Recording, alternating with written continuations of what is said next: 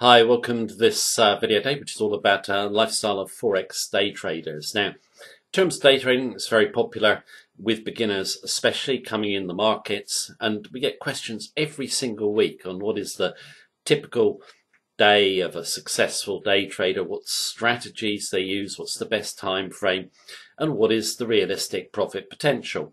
Our answer is always the same. You will not make money if you day trade as a retail trader. And the facts actually point to this. I'll go through the facts in a moment. Now, despite the facts pointing to day trading is a great way to lose your money, the huge amount of traders want to try this method of trading the markets. Why? Because there is a huge industry online saying that day trading is successful. You see plenty of people promoting strategies and systems. They're not traders, they're marketing companies, okay?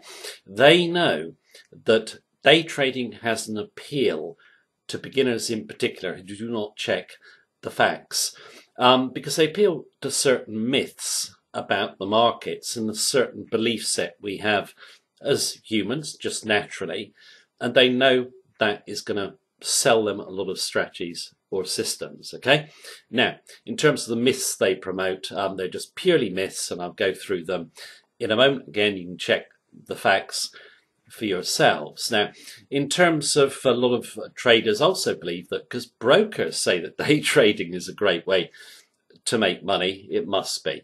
Just think of what your broker wants. He wants you to trade frequently, so he makes more money. If he's a market maker and takes the other side of your trade, he knows he's going to get your whole trading account. Now, in terms of making money from the markets, of course, you can make money trading Forex. We just have to switch to a longer time frame to trade in, which I'll also go through.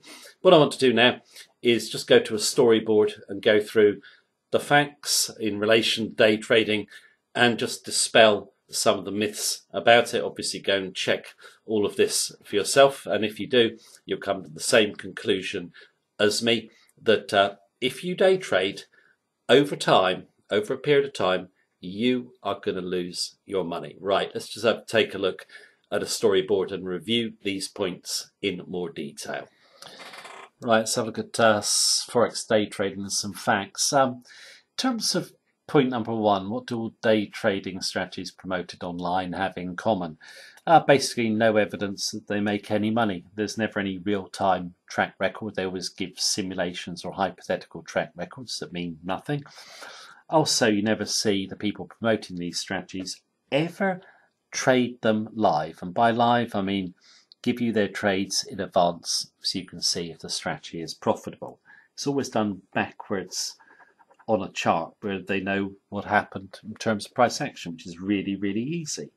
I do often see, the search day trading live trade. When you go and look at the video, okay, it's always, I did this trade live, now I'm going to show it to you backwards on a chart, okay. No evidence that these strategies make money. And if anyone does find, a trader who consistently gives their trades going forward or an audited track record of real monetary growth, I'd love to see it because I've never seen one in 30 years, okay? Now, why don't the strategies work? Well, let's look at Forex price movement. I'm sure everyone's heard the phrase noise. Noise is the natural ebb and flow of the markets where, the really big players are not involved who really push the big moves. It's just a lot of smaller transactions going through the market, which just create low volatility sort of noise, okay? I'll come back to ebb and flow in a moment, but in terms of point number three, just want to go to this first because a lot of beginners really don't think about this point. Forex markets don't move much most of the time. They're not very volatile at all, okay? Sometimes they can get volatile. Most of the time, they are not. Just look at the major pairs. Most days, they're moving fractions of a percent. That's in a day, okay? Now let's take that down to an hour chart. Obviously, the movement is going to be less. And let's go down to the most popular scalping time frame, 5 minutes. when the movement on a 5-minute chart is minuscule. Okay.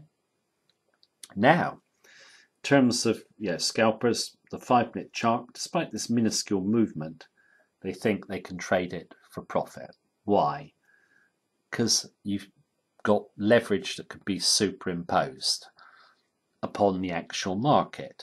Okay, and this applies to any time frame. Okay, but leverage is what creates the illusion of volatility because we can use it. The more leverage we use as traders, the more volatile the market actually looks.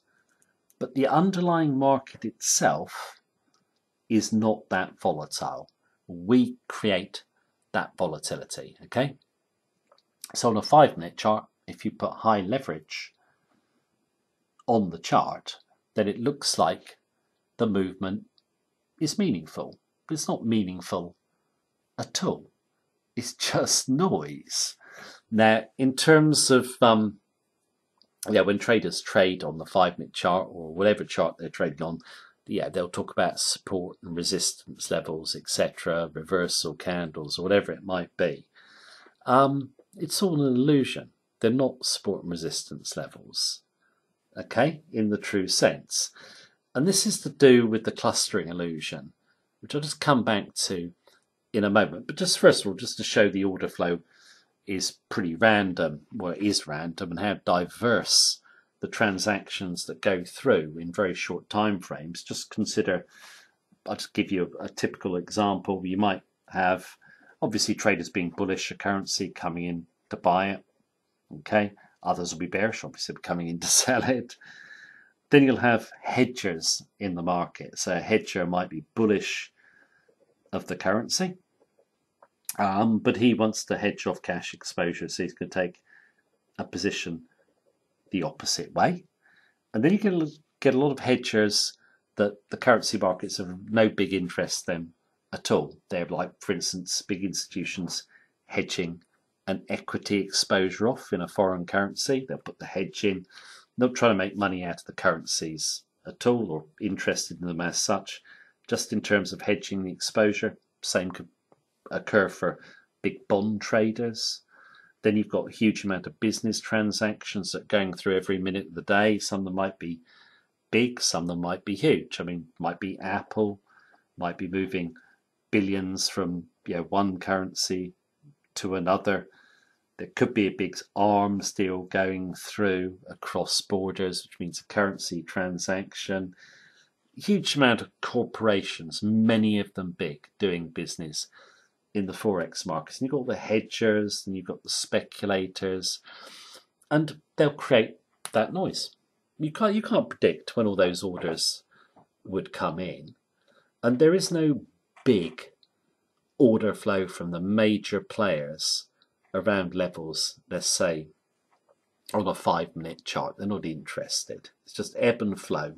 It's just a scalper who thinks that the order flow is meaningful when it isn't. You'll have his charts, you'll think the support resistance means something when it doesn't. It's just to do with a human bias, clustering illusion.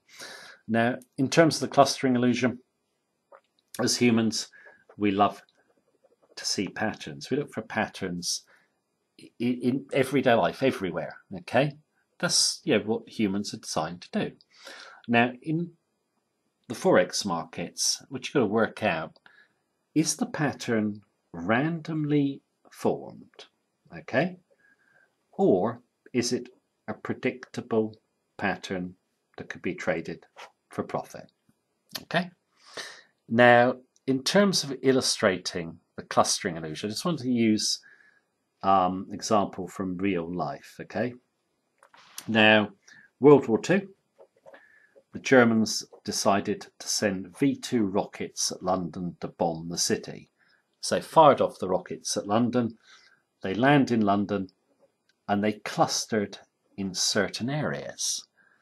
And the authorities are trying to work out, why are they clustering so many bombs in this area? Why are they trying to hit it? And that they were doing this with every area where there's a large amount of bombs had landed or clustered. Okay? Trying to work out exactly why the Germans were targeting these areas. Okay? The Germans weren't. They were just firing rockets randomly at London. they fired so many that some just randomly clustered. So that is the clustering illusion, where the pattern formed is obvious after the event, but yeah, you wouldn't have predicted it in advance. It just randomly formed. When you see support and resistance on a 5-minute chart, just randomly forms.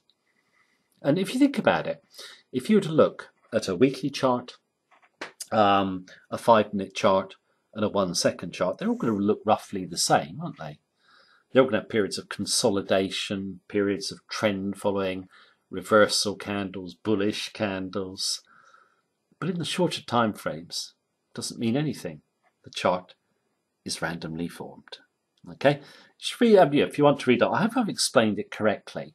But the clustering illusion fools a lot of Forex traders. It's also called the Texas sharpshooter fallacy as well. Well worth looking up if you're new to Forex trading. Now, in terms of B, risk aversion and short-term trading, marketers know that most traders are risk averse. Okay, they don't really like taking risks.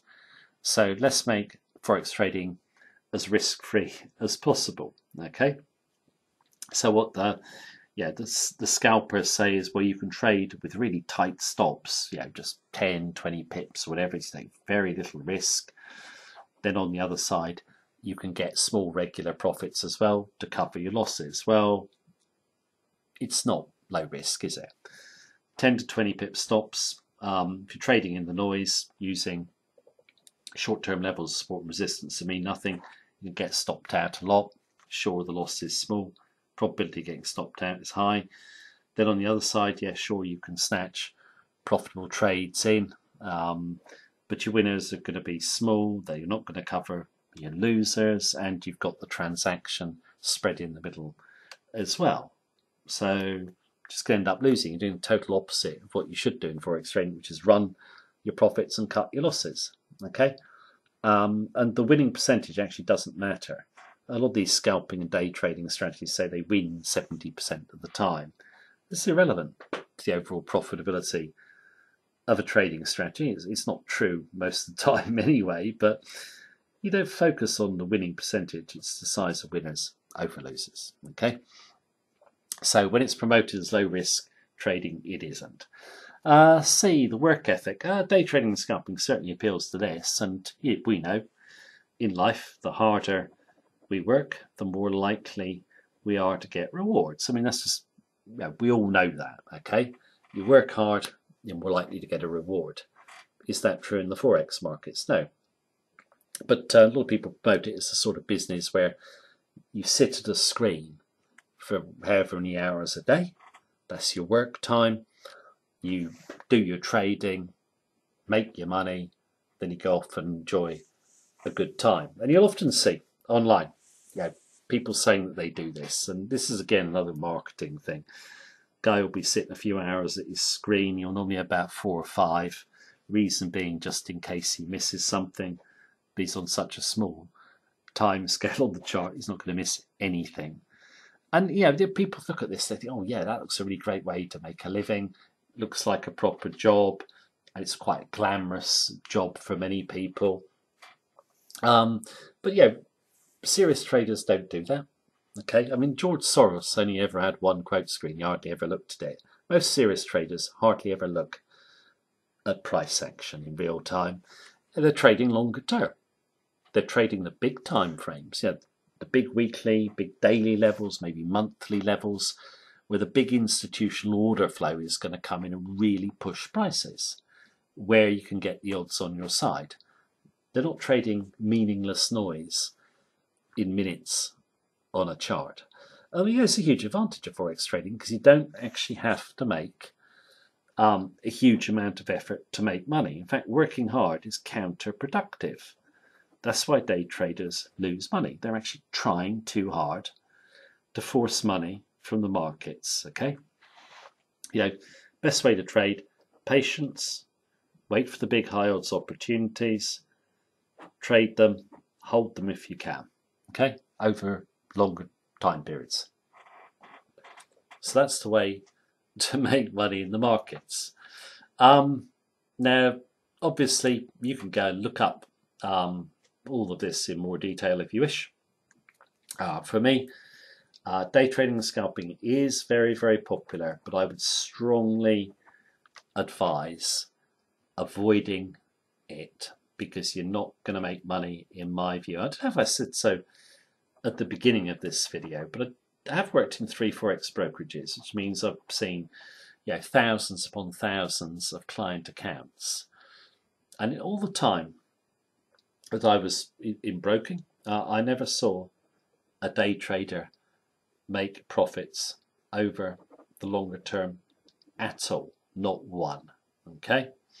Anyway, right, that is the video for today. Thank you very much for watching me as usual. Take care and have a good day.